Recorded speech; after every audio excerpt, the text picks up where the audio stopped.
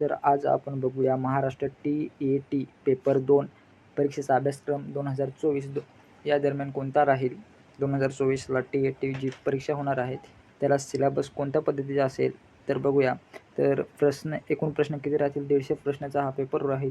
त्याच्यात गुण राहतील 150 गुण. वेळ कालावधी 2 तास 30 मिनिटे म्हणजे 2.5 तास. म्हणजे प्रत्येकी एक प्रश्नाला 1 गुण राहील आणि प्रत्येकी एक प्रश्नाला आपल्याला 1 मिनिट द्यावं लागेल. ह्या पद्धतीचा आपला प्लॅनिंग करावी लागेल. तर बघूया. एकूण प्रश्न 150, एकूण गुण 150 आणि एकूण कालावधी म्हणजे एकूण वेळ किती राहील तर ते पण 150 मिनिटे. समजलं. तर याच्यानंतर आपण बघूया विषय कोणकोणते राहतील. बालविकास आणि अध्यापनशास्त्र CDP त्याला म्हणतात, तो एक राहील. त्याच्यानंतर भाषा 1 राहील. त्याच्यानंतर भाषा 2 राहील. त्याच्यानंतर गणित आणि विज्ञान किंवा सामाजिक विज्ञान याच्यात आपल्याला बघायला लागेल. CDP राहील, भाषा 1 आणि 2 राहील आणि गणित किंवा विज्ञान. ज्यांना गणित आणि विज्ञान राहील त्यांना सामाजिक विज्ञान सोडवता येणार नाही आणि ज्यांना सामाजिक विज्ञान राहील त्याला गणित सोडवता येणार नाही. ज्यांना आर्ट्स असेल त्यांना सामाजिक विज्ञान राहील आणि ज्यांना सायन्स आणि कॉमर्स ज्याचा विषय असेल त्याला गणित आणि विज्ञान राहील. हे राहील. त्याच्यानंतर आपल्याला सविस्तर विषय कोणकोणते राहील आणि प्रश्न किती राहतील तर आपल्याला बघूया. बालविकास आणि अध्यापनशास्त्राला CDPला 30 प्रश्न राहतील. 30 प्रश्न. त्याच्यानंतर भाषा 1ला 30 प्रश्न राहतील मराठीला. त्याच्यानंतर इंग्लिशला 30 प्रश्न राहतील. त्याच्यानंतर गणित आणि विज्ञानला 30 प्रश्न राहतील किंवा सामाजिक विज्ञानला 60 प्रश्न राहतील. गणित आणि विज्ञानला 60 प्रश्न आणि किंवा सामाजिक विज्ञानला 60 प्रश्न. तर बघूया आपण 30-30 30-30 60 आणि हे 30-90 आणि हे 60 होतील 150. तर ह्या पद्धतीचा आपला प्रश्न राहतील. या पद्धतीचे प्रश्न राहतील. त्याच्यानंतर आपण सविस्तर अभ्यास करूया बालविकास आणि अध्यापनशास्त्राचा. तर CDPमध्ये काय काय करावे लागेल तर आपल्याला बघावे लागेल. शिकणे आणि अध्यापनशास्त्र सर्वसमावेशक शिक्षणाची संकल्पना, विशेष गरजा असलेल्या मुलांची समजून घेणे, जे हँडिकॅप असतात किंवा अपंगत्व असतात त्यांना समजून घेणे. त्याच्यानंतर बालविकास, त्याच्यात प्राथमिक शाळा आणि माध्यमिक शाळा बालविकास यामध्ये राहील. तर CDPमध्ये कोणकोणते राहील. शिकणे आणि अध्यापनशास्त्र 1 पॉईंट. दुसरा पॉईंट बाल समावेशन शाळा. दुसरं विशेष गरजा आणि तिसरं बालविकास, प्राथमिक शाळा आणि माध्यमिक शाळा. त्याच्यानंतर येईल भाषेचे पेपर कोणकोणते. भाषेचे पेपर त्याच्यामध्ये कोणकोणते राहील. अनुमान कोणत्या पद्धतीने लावणार. त्याच्यानंतर भाषा विकासाचे अध्यापनशास्त्र. त्याच्यानंतर शाब्दिक क्षमता कोणत्या पद्धतीची तुमची आहे. त्याच्यानंतर व्याकरण राहील. त्याच्यानंतर भाषा आकलन आणि न पाहिलेलं परिच्छेद वाचणे, त्याच्यावरती प्रश्न सोडवणे किंवा एक कविता राहील. ह्या पद्धतीचे राहतील. त्याच्यानंतर CDPला झालं. त्याच्यानंतर मराठी इंग्लिशचं झालं. त्याच्यानंतर आपण बघूया विज्ञानचा अभ्यासक्रम. विज्ञान आणि गणित जे सायन्स असतील त्यांचा अभ्यासक्रम कोणत्या पद्धतीचा राहील तर पहिले राहील विज्ञान अभ्यासक्रम. तर त्यामध्ये अन्न घटक, साहित्य, अन्न स्रोत, हवा, अन्न साफ करणे, पदार्थ बदल, माती,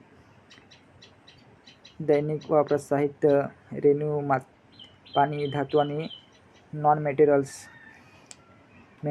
अणूची रचना, चुंबक आणि चुंबकत्व. त्याच्यानंतर संयुगे, ॲसिड, बेसिक, मीठ, शक्ती, कार्य आणि ऊर्जा, कार्बन, अन्न उत्पादन, जिवंत जीव, रोग, सूक्ष्मजीव, पर्यावरणाची लोकसंख्या वाढ. आता इथून बघूया आपण पर्यावरणावरती पण प्रश्न असतात. त्याच्यावरती पर्यावरणावरती कोणकोणते असतात. पर्यावरणातील लोकसंख्या वाढ आणि मानवी क्रियाकलापाचा प्रभाव, हलक्या गोष्टी, लोक, कल्पना, विश्व, गती, सून, विद्युत प्रवाह ह्या पद्धती असतात. त्याच्यानंतर नैसर्गिक संसाधने, शैक्षणिक समस्या, प्रकाश, नैसर्गिक घटना, पर्यावरण चिंता आणि राष्ट्रीय ऊर्जेचे स्रोत आणि शेवटी राहील प्रदूषण. त्याच्यानंतर आपण आता बघूया गणितचं कोणत्या पद्धतीचे राहील. तर गणितचा अभ्यासक्रम कोणत्या पद्धतीचे राहील तर अंकासह खेळत आहे. नफा, संख्या प्रणाली, ऋणसंख्या, पूर्णांक, बीजगणिते, आमचे नंबर जाणून घेणे, पूर्ण संख्या, समगणिते, पूर्णगणिताचा घातांक, घन, वर्गमूळ, डेटा हाताळणी, चक्रवाढ, व्याजदर आणि भूमिती कल्पना. त्याच्यानंतर बीजगणिते, परिचय, त्याची ओळख, त्याचा परिचय. त्याच्यानंतर बहुपदी, भूमिती, त्याच्यानंतर चक्रभूती, पर्यावरण, आकार समजून घेणे, घर बांधकामे, मासिक पाळी, वर्तुळ, गोल, शंकू, त्रिकोण, सिलेंडर, त्रिकोण ह्या पद्धतीचा गणिताचा अभ्यास राहील. तर हा अभ्यास विज्ञानाचा राहील आणि गणिताचा राहील. हा सायन्ससाठी असेल. आणि ज्यांचा आर्ट्स असेल त्याचा अभ्यासक्रम राहील गणित, भूगोल, राज्यशास्त्र ह्या पद्धतीचा राहील. तर आपण बघूया सामाजिक विज्ञानमध्ये कोणता अभ्यास करायला लागते. इतिहासमध्ये प्रथम शेतकरी, पशुपालक, संस्कृती केव्हा, कुठे झाली, कशी झाली.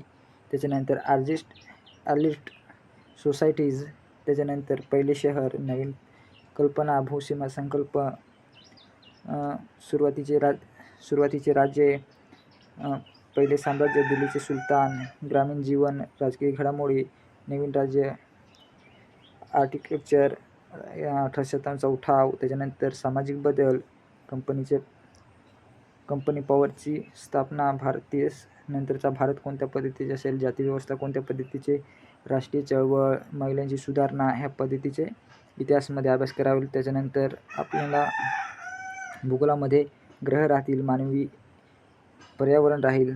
त्याच्यानंतर सामाजिक विज्ञान, सामाजिक भूगोल, हवा राहील, पर्यावरणावरती प्रश्न राहतील, संसाधने राहील, ग्लोब राहील, पाणी राहील, शेती राहील.